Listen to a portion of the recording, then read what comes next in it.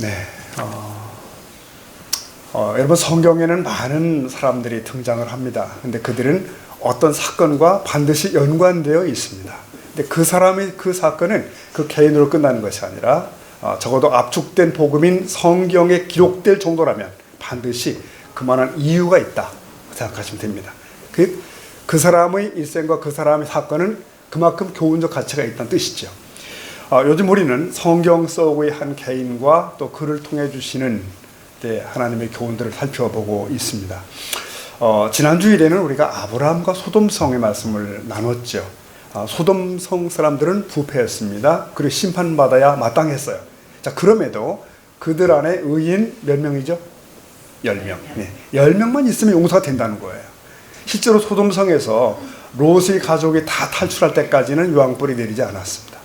자, 그러면 왜 하나님은 부패한 성이지만 그 안에 있는 의인들에게 집착하시나? 왜 그럴까요, 여러분? 그들의 존재는 바로 그 성의 소망이기 때문에 그렇습니다. 그 성의 소망입니다. 그들이 있으므로 그 성은 변화될 여지가 있다 없다? 있다는 것이에요. 그러므로 비록 소수라도 의인이 그 성에 있는 한 하나님의 희망은 끝나지 않는 것입니다. 네. 자, 하나님의 기대하심은 이렇게 의인들에게 향합니다. 이걸 훗날 예수님은 이렇게 말씀하셨죠. 너희는 세상의 소금이라. 아무리 세상이 부패해도 3%의 소금이 바닷물의 부패를 막듯이 너희가 거기 존재하는 한 소망이 있다고 말씀하시는 거예요. 너희는 세상의 빛이랍니다. 아무리 세상이 어두워도 너희가 거기 있다면 어둠을 이길 수 있고 세상은 그래서 유지될 수가 있다는 것이 하나님의 마음이셔요. 자, 그래서 하나님이 보시기에 그 안에 존재하는 의인은 참 중요하고 성도가 필요하다는 뜻입니다. 주님은 우리를 향해서 이 시간도 그러실 것 같습니다. 너희들 예배 마치고 나가서 세상의 빛이 되라, 또 세상의 소금이 되라, 이렇게 말씀하시는 거죠. 더 쉽게 말하면 너는 내가 사는 곳에서 소금이야, 빛이야 라고 말씀을 하시는 겁니다. 그러면 우리가 사는 곳이 어디죠? 일단 나의 가정, 나의 일터, 나의 동네, 이렇게 되겠습니다. 아무리 교회에 열심을 내는 사람이라 할지라도 일주일 중 6일은 바깥에서 존재하지 않습니까? 물론 지금 이 시간은 여기에 있습니다, 우리가. 하지만 6일은 어쨌든 밖에 있어요. 그래서 하나님이 보실 때 거기서 우리의 가치가 확인되지 않는다면 여기 있는 시간이 무의미할 수도 있다는 것입니다. 자, 오늘은 특별히 우리의 그 6일에 대해서 말씀을 나누도록 하겠습니다. 나의 일터, 나의 일상, 거기서 나는 누군가, 이 문제예요. 어떻게 살아야 되는가. 그 산뜻한 본보기는 역시 요셉이라고 생각이 됩니다. 이 요셉을 통해 주시는 교훈은 참 다양한데요. 오늘 우리는 낯선 땅에서 살아내는 요셉의 그 모습을 집중적으로 보려고 합니다. 그의 모습에서 우리는 한 생활인 혹은 한 직장인을 만나볼 수가 있습니다. 자, 요셉의 얘기는 요셉이 미움받는 것으로 시작됩니다. 37장 5절에 가보니 요셉이 꿈을 꾸고 자기 형들에게 고함해 어떻게 됐어요? 그들이 그를 더욱 미워하였더라, 이렇게 시작이 됩니다. 그러니까 요셉은 어릴 때부터 형제들로부터 미운 털이 박힌 존재예요. 그 이유가 뭐냐면 아버지가 다른 형제들보다 그를 애틋하게 여깁니다. 더 사랑한 거예요. 형들은 그걸 알았고 그걸 보고 그를 미워한 거죠. 그러니까 요셉 자신의 문제 때문이 아니라 아버지 편애가 문제가 된 겁니다. 늘 여러분 부모의 편애는 자식들의 갈등을 원인이 되죠. 예나 지금이야. 혹 우리 중에는 그런 분이 없으셔야 되겠죠. 네. 자, 그런데 이 형들이 요셉을 더 미워하게 더 큰 이유가 있습니다. 뭐죠? 요셉의 꿈이었습니다. 꿈. 그 두 가지 꿈을 꿨잖아요. 물론 이 꿈은 하나님이 주셨는데 요셉은 그 꿈 얘기를 순진하게 다 형들에게 터뜨리죠. 형들, 밭에서 형들이 곡식단이 다 내 곡식단에게 절하대요, 이러니까 또 다음 달은 또 해와 달과 별 11개가 있는데 다 내 별한테 절하대요, 이렇게 얘기를 합니다. 자, 그러지 않아도 부친의 편애 때문에 이 요셉이 미운데 이 떨떠름한 꿈 얘기까지 하니 더 미워하게 된 겁니다. 그러니까 한마디로 재수없는 놈이 된 거죠. 네. 결국 이 요셉의 꿈에 대한 형들의 행동이 어떻게 나올까요? 37장 가보면 20절에 자, 그를 죽여서 한 구덩이에 던지고 우리가 말하기를 악한 짐승이 그를 잡아먹었다고 하자. 그 다음 읽어볼까요? 그 꿈이 어떻게 되는 것을 보세요. 형들은 먼 들판에서 양을 치고 있었고 거기에 요셉이 우이문을 오지 않습니까? 네. 피자 한 번 들고 온 거예요. 그때 형들은 요셉을 죽이기로 공모하면서 막 한 말이 막 그겁니다. 저놈을 죽여서 구덩이에 던지자. 그러면서 형들은 요셉의 그 꿈 얘기를 끄집어낸 겁니다. 거기서. 그래, 내 꿈이 어떻게 되나 한번 보자. 우리가 한번 볼 거야. 그러면서 구덩이에 던진 거 아닙니까? 그러다가 나중에 지나가는 상인들에게 팔아버리죠. 인류 역사상 인신매매 1호가 요셉이라고 보면 됩니다. 네. 참 충격적인 사건이죠. 그러니까 어린 요셉에게는 참 충격이었겠죠. 그래도 형들인데 그들로부터 버림받은 아픔이 대단했을 겁니다. 이런 경우를 평생 트라우마라고 부릅니다. 이때로부터 요셉이 꼬여버린 일생이 시작이 되죠. 그러면 요셉의 그 꿈은 과연 어떻게 될까요? 어떻게 됐을까요? 그 결과를 어디서 볼 수 있을까요? 창세기를 쭉 끄트머리 가보면 맨 마지막 장 가면 나옵니다. 창세기 45장 8절에 보면 이런 말씀이 있죠. 그런즉 나를 이리로 보낸 자는 당신들이 아니요 하나님이시라 그랬고요. 우리 계속 읽어보겠습니다. 하나님이 나로 바로의 아비를 삼으시며 그 온 집의 주로 삼으시며 애굽 온 땅의 치자를 애굽의 총리가 된 요셉이 형들에게 한 말이에요. 형들이요, 과거에 나를 팔았다고 자책하지 마세요. 하나님이 우리 가족의 생명을 구하려고 나를 당신들보다 먼저 앞질러서 애굽에 보낸 겁니다. 그러니까 이 말은 바꿔 말하면, 형들, 오래전에 그 꿈이 이렇게 이루어지는 거예요. 그 얘기를 한 겁니다. 형들이 다 나와서 결국 허리를 굽혔잖아요. 우리는 이 노예로 팔렸던 요셉이 총리에 이르기까지 그 험난한 세월 속에 어떻게 처신했는가를 이제 보려고 합니다. 요셉은 일단 낯선 땅에 떨어지죠. 던져지죠. 그래서 요셉은 제대로 사람 대접을 받지 못합니다. 요즘 이런 말 많이 하잖아요. 금수저, 은수저, 흙수저 사람은 다 그렇게 차별되고 태어났다 이런 얘기를 하는데, 그런 식으로 치면 요셉은 흙수저가 아니고요, 아예 수저가 없다라고 보면 됩니다. 시작을 그렇게 해요. 의지할 곳 전혀 없는 곳에서, 낯선 곳에서 아무도 모르는 상태에서 밑바닥에 출발해요. 우리가 알죠? 이 보디발 장군의 집에서 노예로 시작됩니다. 노예. 이걸 직장살이라고 말할 수 있다면 그것은 최악의 직장이겠죠. 그럼에도 요셉의 자세는 주목할 만합니다. 참 이 성실함으로 딱 설명될 수가 있어요. 결국 보디발은 이 요셉에게 자기 집안 살림을 다 맡기잖아요. 다 의탁합니다. 의탁한다는 것은 모두 맡겼다는 것인데, 이것은 다 맡겨도 안심할 수가 있었다는 얘기가 되는 거죠. 그 집의 살림 규모가 결코 작지 않았을 터인데, 그런데 이것은 훗날 요셉이 총리가 되어서 국정을 위한 중요한 예비 훈련이었다, 이렇게 해석될 수도 있습니다. 요셉에게는 고생하지 않고 수직적으로 신분이 상승할 수 있는 기회가 왔었어요. 아시죠? 네. 보디발의 아내와 은밀한 관계를 연결하면 됩니다. 그러면 후견인이 생기는 거예요, 바로. 하지만 여기서도 요셉은 자기 자리를 지킵니다. 선을 지킵니다. 나는 하나님 앞에서 죄를 범할 수 없다 하는 것이 요셉의 입장이었어요. 참 놀랍죠. 그 후 그가 누명을 쓰고 감옥에 갇히지 않습니까? 억울하고 힘든 날들이 계속됩니다. 그러나 거기서도 요셉의 성실함은 여전히 돋보입니다. 이 간수장이 요셉에게 옥에 관한 모든 재반 사무를 맡기지 않습니까? 요셉의 감옥 생활은 실제적인 업무를 배우는 기회라고 말할 수 있습니다. 성실한 그에겐 모든 위기들이 다 기회가 됩니다.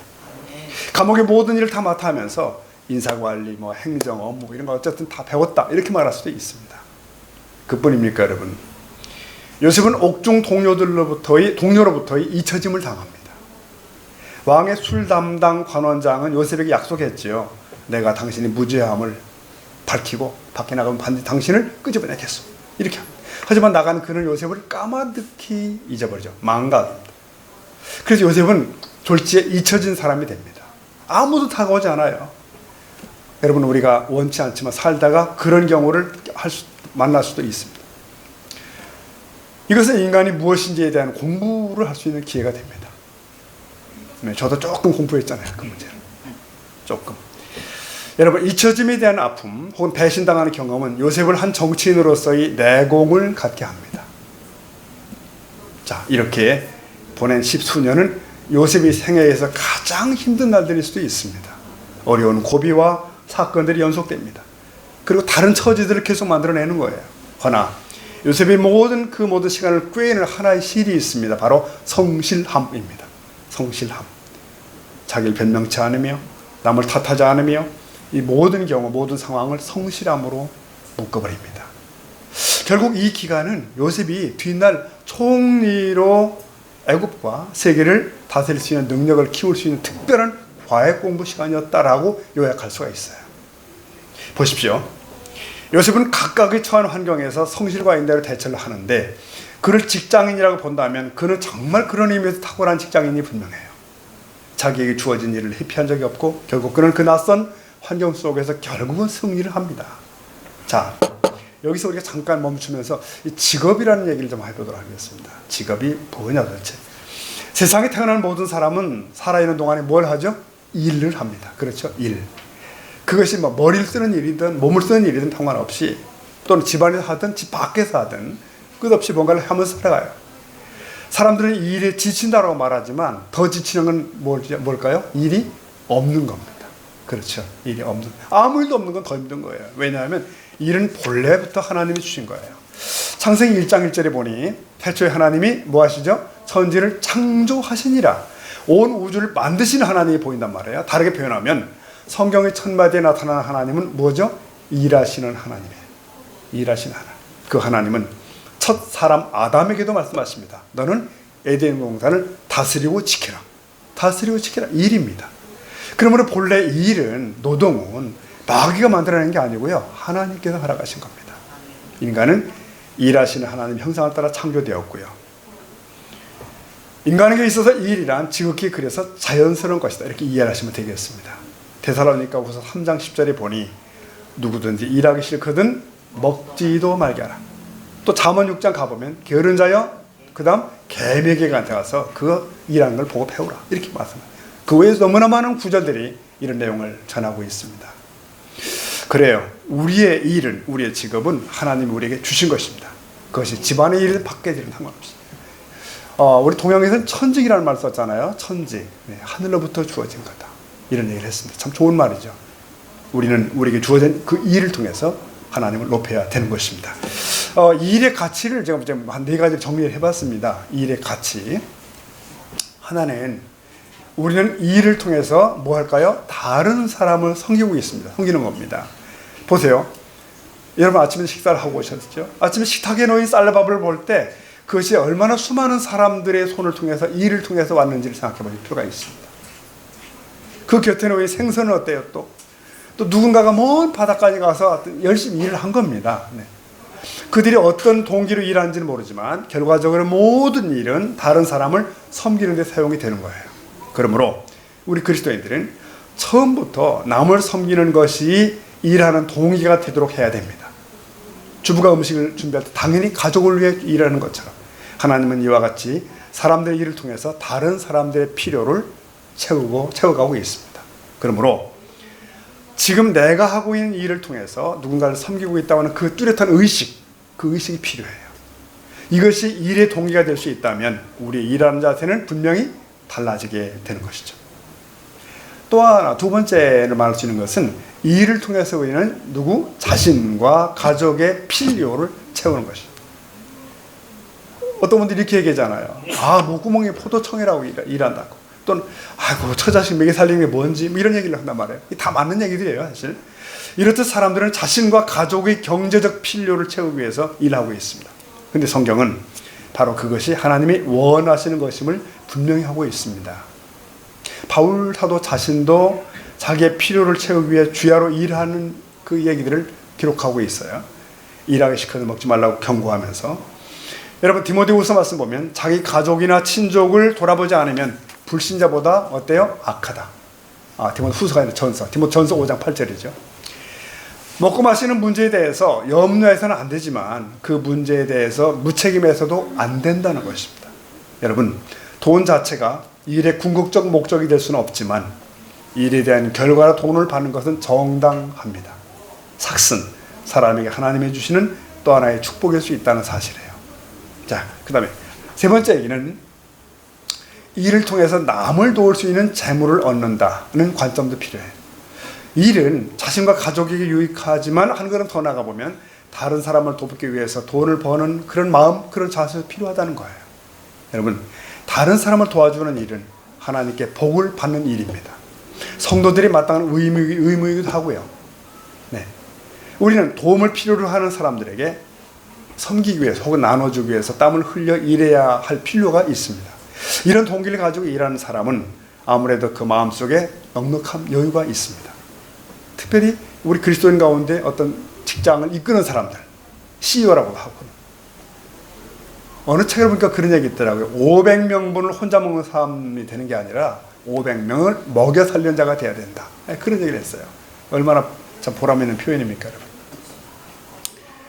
또 하나 있습니다. 네 번째 보면 이 일을 통해서 하나님을 사랑할 수 있다. 자, 흔히들 하나님에 대한 사랑을 종교적 행위로만 제한해 생각할 때가 있어요. 이렇게 뭐 예배드리고 기도하고 그런 것만 하나님 사랑하는 줄 아는데 그렇지 않다는 거예요. 하나님에 대한 사랑을 나타내는 가장 중요한 표현은 바로 하나님께 순종하는 거예요. 모든 영역에서 순종. 그러므로 직업과 관련해서, 직장에 관해서 하나님의 말씀에 순종하는 것은 하나님을 사랑하는 것일 수 있습니다. 예를 들면 내가 어떤 직업을 선택할까? 거기서부터 시작되는 거예요. 세상엔 다양한 직업이 있지만 모든 직업을 하나님이 기뻐하시는 것은 아니십니다. 하나님이 싫어하는 직업은 사실은 누구라도 쉽게 알아낼 수 있어요. 상식으로 봐도 건전치 못한 직업들이 있잖아요.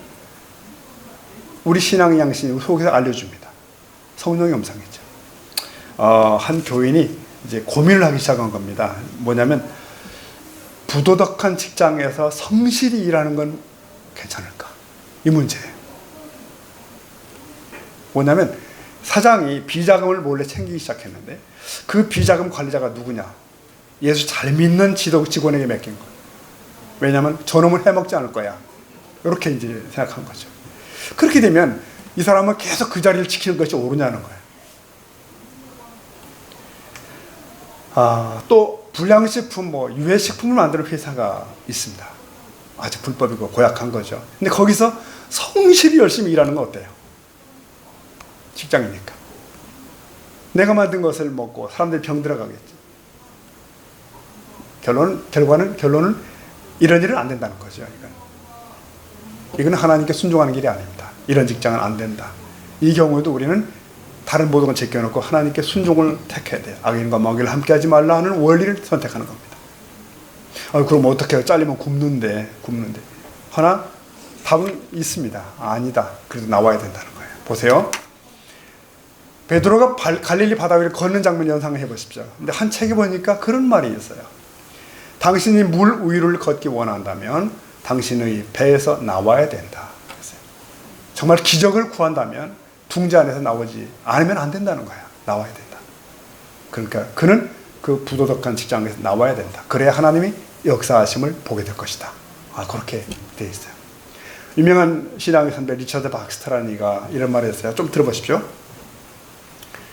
하나님을 가장 잘 섬길 수 있는 직업 또는 사명을 택하라. 세상에서 돈을 많이 벌거나 영예를 얻을 수 있는 직업이나 사명을 선택하지 말라. 가장 많이 선을 행할 수 있고 가장 덜 죄지는 쪽을 택하라. 그런 얘기가 있습니다. 직장을 아는 분들이 다 생각할 수 있습니다.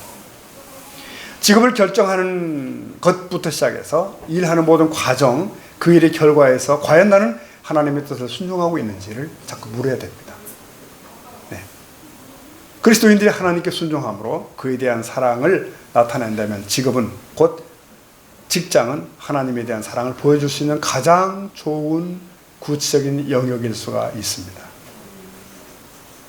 자, 여러분, 근데 이 직업을 소명이라고 생각하면 의미가 확 달라지기 시작해요. 한 사람이 목사가 되거나 선교사가 되는 것만 소명이 아니란 뜻이죠. 어느 직장, 어느 일터에서도 그가 소명의 사람일 수 있다고 하는 거. 예를 들면 이런 겁니다. 청소를 하고 있어요. 당신 뭐 해요? 그러니까 그냥 쓸고 있어요, 그냥. 이렇게 말해보면 그건 직업이겠죠. 근데 당신 뭐 해요? 라고 물을 때 마음속에 나는 하나님의 주신 세상을 깨끗하게 하고 있다. 그런 기본 개념을 가질 수 있다면 그런 소명의 사람이에요. 분명히 차이가 있는 겁니다. 같이 빚을 하지만 차이가 있다는 뜻이에요. 골로새 3장 23절 말씀 같이 읽어볼까요? 시작. 무슨 일을 하든지 마음을 다하여 죽게 하듯 하고 사람에게 하듯 하지 말라. 자, 이게 굉장히 중요한 말씀이 여기 있죠. 여러분 처음으로 그 직업을 소명으로 이해한 자가 바로 중세의 개혁자 마틴 루터입니다. 당시까지 중세 교회의 분위기는 어떠냐면 사제는 혹은 신부는 성스러운 일을 하고 있다고 봤어요. 하지만 바깥 세상 일들은 다 세속의 일이고 속된 거라고 봤던 거죠. 하지만 마틴 루터는 그렇게 보지 않았어요.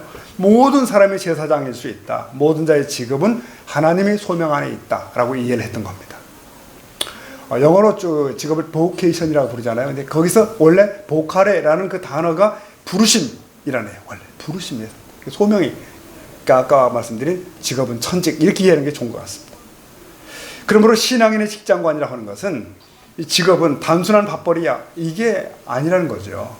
아이고 뭐 귀찮지만 어쩔 수 없이 입에 풀칠하기 위해 하는 거야. 그게 아니라는 겁니다. 특히 우리 신앙인의 직업 속에는 자기의 세계관, 인생관이 다 포함될 수 있다. 다 관계된다. 우리는 마음대로 세상에 온 게 아니잖아요. 보내심을 받고 분명히 온 건데 나를 통해 하나님께서 뭔가를 이루기 원하시는 것이 있어 라는 그런 확신이 필요합니다. 단순한 밥벌이가 아니라는 거예요. 그러니까 하나님이 하시고자 하는 일을 나는 해드리고 있다는 그런 개념 필요해요. 여러분 나는 누군가? 왜 세상에 왔나? 무엇을 원하실까 내게? 이런 자세, 이런 질문은 모든 우리 직장인에게 필요합니다. 그렇다면 일터에서 어떤 자세, 어떤 마음까지 다 관련되겠죠. 에베소 6장 말씀 보실까요? 7절에 기쁜 마음으로 섬기기를 주께 하듯 하고 사람들에게 하듯 하지 말라. 8절 읽어봅시다. 이는 각 사람이 무슨 선을 행하든지 종이나 자인이나 아멘. 참 좋은 말씀 여기 있습니다. 우리 그리스도인들은 진심으로 순종하며 신실하게 섬겨야 된다. 또한 주인을 위해 일할 때에도 예수 그리스도를 바라봐야 된다. 그러니까 섬기기를 주께 하듯 하고 사람에게 하듯 하지 말라. 그런 자세. 세상에서 주님을 바라보며 자기 주인을 섬길 때 주님께서도 그 섬김을 기꺼이 받으신다. 그러니까 우리가 대충 눈 가림을 해서는 안 되겠다. 주인이 보고 있을 때만 주인을 섬겨서는 안 된다. 왜요? 하늘에 계신 주님이 지켜보고 계시므로 단지 사람을 기쁘게 하는 자가 되어서는 안 된다는 거예요.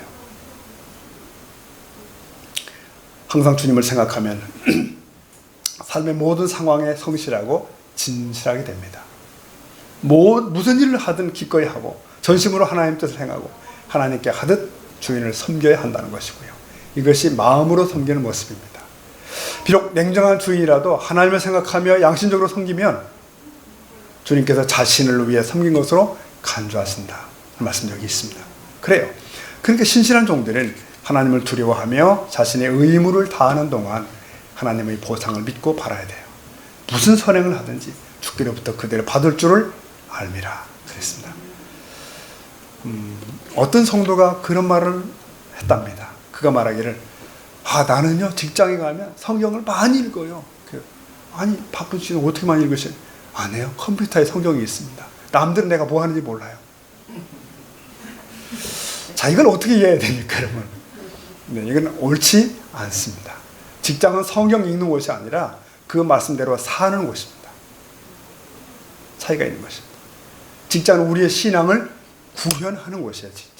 직장 일터에서 내가 신실한 사람으로 최선을 다하는 사람으로 존재하는 거예요. 이 부분을 여러분 잘 이해하셔야 되는데요. 그런 의미에서 우리 교인들을 성도들을 너무 바쁘게 하는 교회는 좋은 건 아닌 것 같습니다. 너무 바쁘게 막 몰아쳐가지고 가정사도 등한히 하고 직장도 등한히 하고 월요일 날 아침에 너무 지쳐가지고 간신히 직장 나가고 이건 좋은 경우가 아니죠. 여러분 밖에서 하는 일은 다 세상 일이고 교회에서 하는 건 다 하나님의 일일까요? 네, 그렇지 않을 수 있습니다. 않을 수 있습니다. 교회 안에서 하는 일도 하나님의 일이 아닐 수 있어요. 마태 16장 읽다 보면 주님이 베드로의 신앙 고백을 칭찬하지 않습니까? 막 칭찬하셨는데 그 후 베드로가 주님의 예루살렘 향을 말씀하신 걸 막아요. 그때 주님이 하신 말씀이 여러분 아시죠? 사탄아 내 뒤로 물러가라. 그러시면서 내가 하나님의 일이 아니라 사람의 일을 생각한다. 그러셨어요. 근데 베드로 입장에서는 주님을 보호하는 게 그게 하나님의 일이었단 말입니다. 그러나 주님은 내가 나를 넘어지게 한다. 말씀하셨고 너는 사람의 일을 하고 있다라고 책망하셨어요. 자, 이거 겉으로 구분하기 참 어렵습니다. 내가 설교를 하고 있고, 내가 봉사를 하고 있고, 내가 무슨 수고를 교회 안에서 하고 있다 할지라도 자칫하면 하나님의 일이 아닐 수도 있는 거예요. 그 의도와 그 동기가, 목적이 잘못되면 다 사람의 일이 되어버립니다. 나를 위해 하게 되고요. 그죠? 내 욕심을 하게 돼요. 그러나 반대로 비록 길거리에서 행상을 해도 나는 하나님의 뜻대로 오늘도 살 거야. 그 마음이 바탕에 깔려 있다고 한다면, 그 마음 그 자세에서 살면 그게 하나님의 일인 줄을 믿습니다. 그 하나님은 그게 기쁘시겠다는 거예요. 근데 그런데 어떤 분들은 착각을 하죠. 그래서 이제 교회에서 이렇게 엄숙하게 예배드리고 축도 후에는 예수님 안녕히 계세요 라고 출발하지 않습니까? 주님, 세상은 참 위험해요. 여기 그냥 계세요. 우리한테 맡기세요. 주님은 목사님이나 돌보세요. 그리고 가버리는 말이다.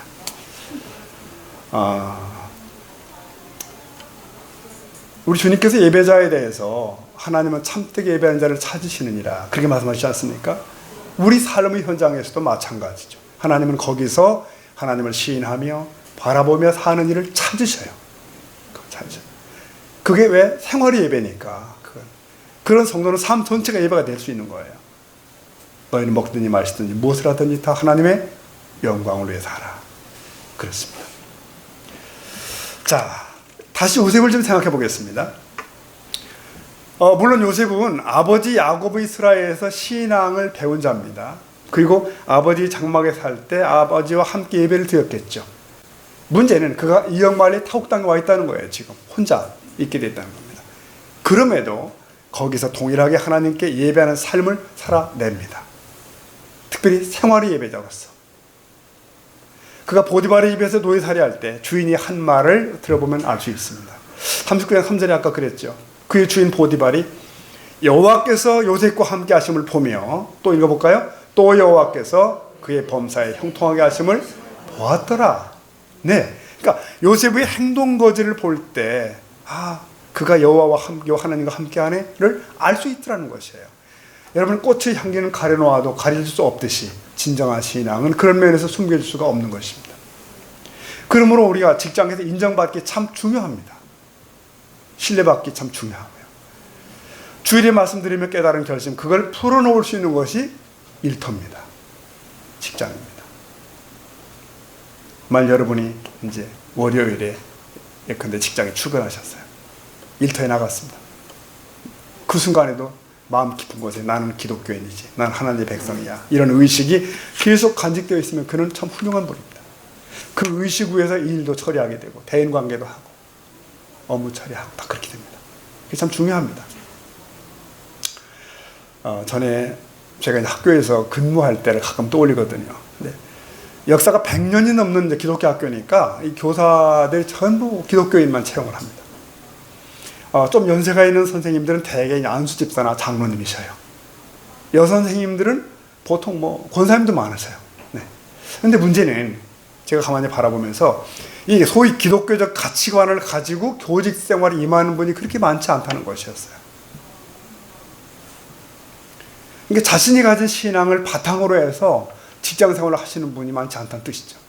학생들을 대하고 다루는 거나 그것과 상호간의 관계에서나 이게 바탕이 그 있어야 되거든요.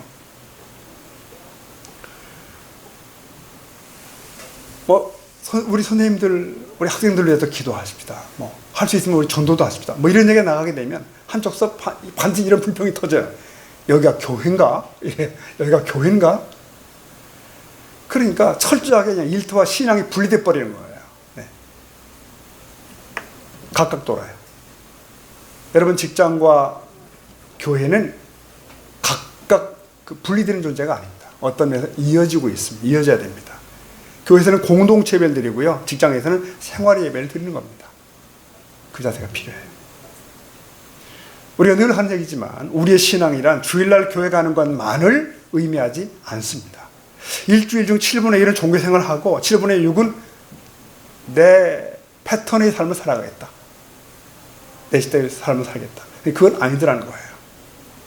여러분, 주일의 마음, 주일의 자세, 예배의 각오로 6일을 살아내는 겁니다. 그 예배의 자세로 일상을 해내는 거고요. 낯선 곳에서도 말이죠. 요셉이 그랬듯이. 이 말은 늘 성경을 끼고 다니자는 얘기가 아니라 내 사고의 바탕에 신앙이 있고 믿음이 있어야 한다는 얘기를 하는 겁니다. 어떤 교회에서 실제 있었던 일인데요. 한 여집사님이 심각한 얼굴로 남편 문제로 남편이 신앙생활에 대해서 심각한 고민을 한다는 거예요. 자, 남편은 말하기를 내가 그동안은 집안 어른들의 요구에 따라 교회를 다녔지만 이제 내가 40살이 넘은 지금 내 판단대로 해야 되겠다.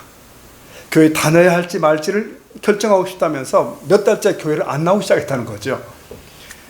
남편이 가진 문제는 뭐냐면 내 주변에는 제대로 신앙생활을 하는 이들이 없다는 거예요. 그동안 소위 교회 다닌다는 주위 사람들에게 너무 실망이 많다. 자기는. 그 얘기를 한 겁니다. 그러면서 남편이 아내에게 요구한 겁니다. 정말 신실한 신앙인이 있다면 한번 만나게 해달라. 그렇게 요구한 거예요. 그러니까 이 집사님이 남편에게 이제 목사님을 좀 만나보라고 그랬더니 목사는 사회생활을 하지 않기 때문에 만나볼 의미가 없고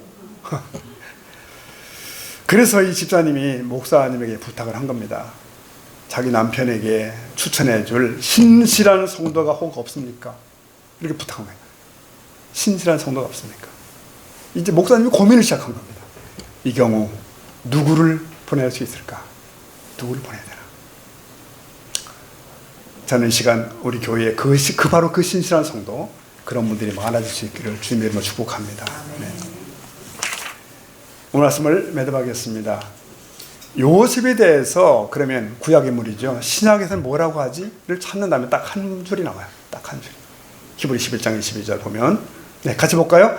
믿음으로 요셉은 임종시에 이스라엘 자손들에 떠날 것을 말하고 또 자기의 해고를 위하여 명하였으며. 자, 이게 무슨 얘기냐면 요셉이 드디어 이제 임종시에 이런 말을 합니다.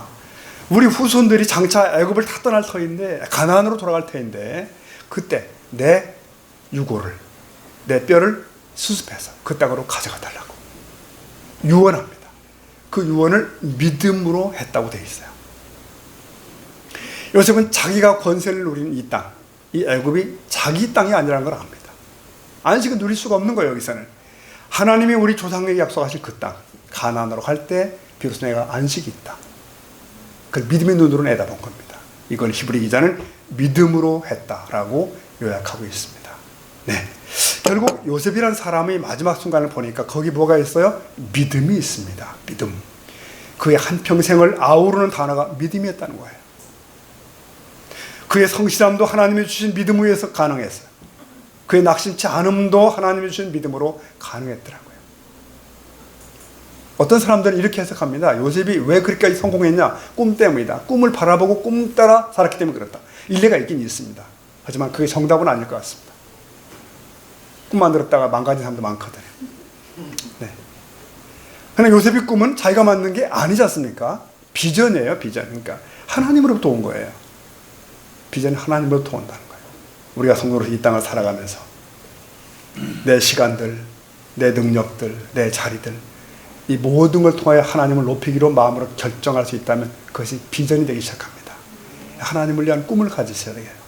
그리고 하나님 주신 그 꿈을 믿음으로 옮겨주는 겁니다. 그렇게 살았으니까 요셉이 뭐가 되죠? 나중에 예수 그리스도의 모형까지 되는 거 아닙니까? 구약적 모형. 하나님은 요셉을 통해 영광을 받으신 것처럼 오늘 우리를 통해서 영광을 받으시기를 원합니다. 아멘. 특히 우리 자녀들 통해서 그렇게 영광을 받으시기를 원합니다. 아멘. 자, 히브리 11장 1절 2절 말씀 읽고 마치도록 하겠습니다. 같이 읽어요. 시작. 믿음은 바라는 것들의 실상이요 보이지 않는 것들의 증거니 선진들이 이로써 증거를 얻었느니라. 아멘. 기도하시겠습니다.